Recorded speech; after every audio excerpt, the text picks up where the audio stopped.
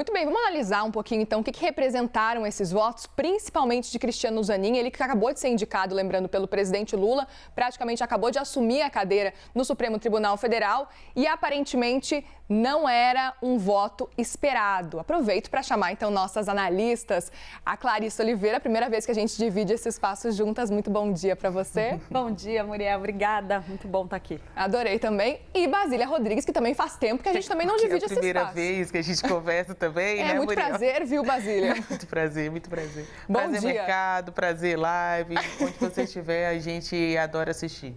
Sempre. Obrigada, Basília. Já vamos a conversar com você, mas quero falar primeiro com Clarissa sobre esse ponto, especificamente essa surpresa que aconteceu com relação ao voto do ministro Zanin. A gente está acompanhando já essa movimentação e a gente ouviu, portanto, ele fazer esse voto, então, contra a descriminalização do porte para o uso pessoal.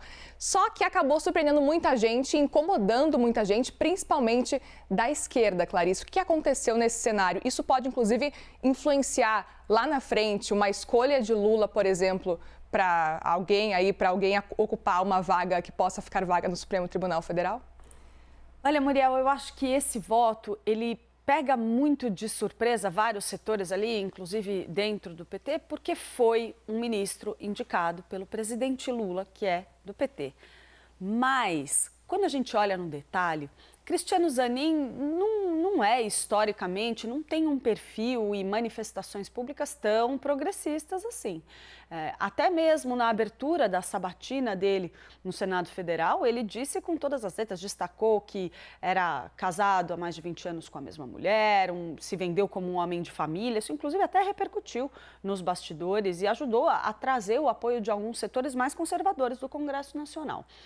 Ele também chegou ao Supremo, indicado por Lula, mas com o apoio de várias figuras que têm um perfil um pouco mais conservador. E nas conversas que ele tinha nos bastidores, nessa época de preparação para a sabatina, ele deixava muito claro que ele não era um militante petista e muito menos um braço do Lula dentro do Supremo Tribunal Federal.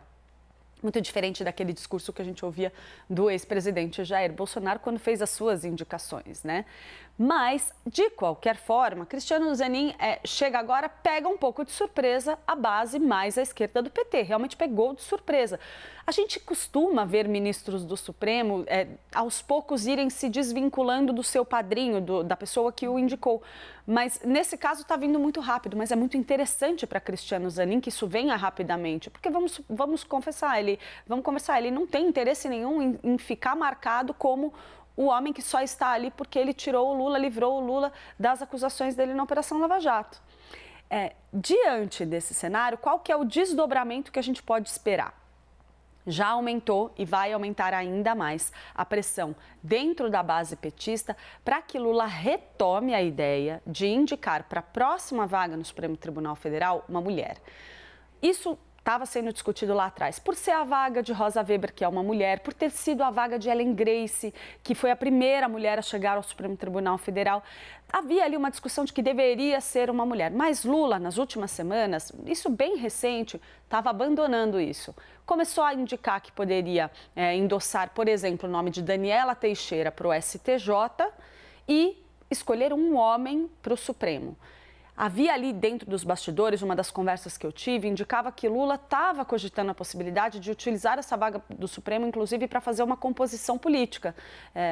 Daí ganha força, por exemplo, o nome de Rodrigo Pacheco, que, sendo do PSD e sendo presidente do Senado, seria um gesto importante para ajudar na coesão da base aliada no Congresso Nacional. Agora, fica um pouquinho mais difícil a partir do momento em que Cristiano Zanin, já na largada, está votando de uma forma que não vai ao encontro do que defende a base mais à esquerda e a base mais progressista do presidente Lula. Então, Lula fica numa saia justa.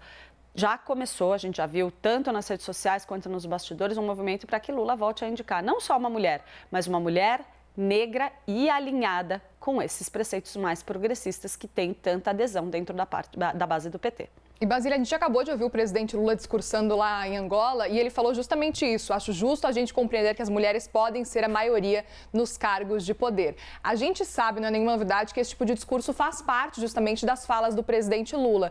Mas hoje, coincidentemente, ele acaba então falando essa frase lá em Angola. Quero te ouvir sobre essa movimentação que tem acontecido por lá, por aí em Brasília, logo depois então desse voto de Zanin.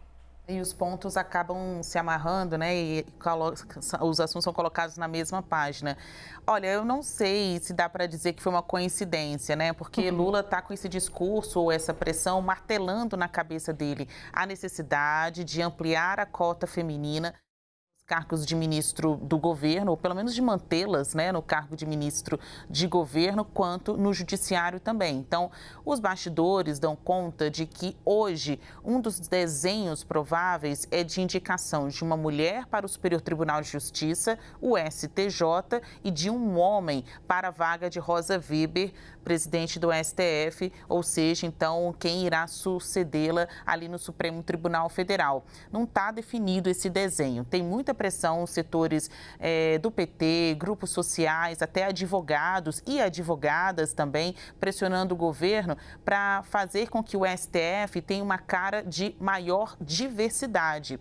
Como setorista do judiciário, é até incômodo dizer que em décadas de história do STF, até aqui só houve 3 mulheres como ministras do Supremo Tribunal Federal, né? Levando em consideração a Ellen Grace e quem está hoje ainda, Rosa Weber e Carmen Lúcia. A partir de outubro, só vai ter a Carmen Lúcia como ministra do STF. Weber se aposenta e aí abrirá espaço para uma nova indicação.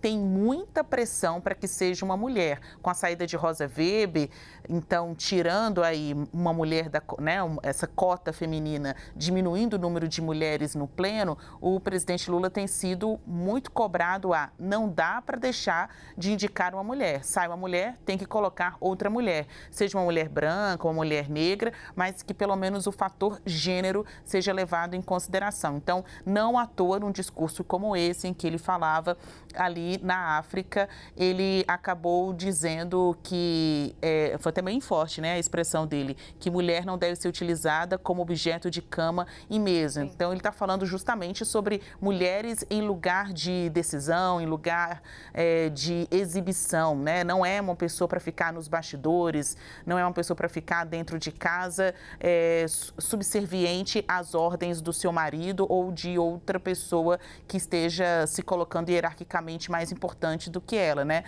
Quase sempre um homem. Sobre o STF, acho importante a gente destacar esse voto do ministro Zanin, porque ele está desincompatibilizando da indicação do presidente Lula mais rápido do que o esperado, né? Então, tem poucos meses da chegada, um mês da chegada de Zanin à vaga de ministro do STF. Ele vai ser um dos ministros mais longevos da Suprema Corte, tem 47 anos, poderá deixar a vaga quando fizer 75 anos de idade, né? Levando em consideração aí a expulsória, que é a idade limite para ser ministro do STF. Então, teremos bons 30 anos de muitas decisões de Cristiano Zanin pela frente.